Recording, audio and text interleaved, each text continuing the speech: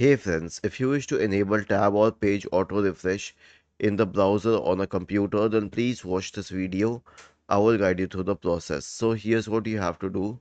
First of all, open Chrome and then open Chrome, Google Chrome. Since there is no such option on the browser itself, we will have to use an external extension. So click on these three dots at the top right corner and select extension and then select visit web Chrome, Google Web Chrome Store. Search for auto refresh and hit enter. You can choose any of these auto refresh extensions, okay, and then click on extension.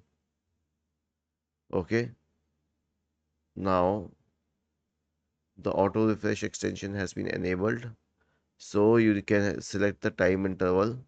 You can select it at 10 seconds and you can simply click on start after that. So once you do that, the page will keep on auto refreshing. For example, let's say that the page is youtube.com, okay, and you enable this extension, okay. It will keep on auto refreshing YouTube after a while, and I really recommend such extensions. Was this helpful?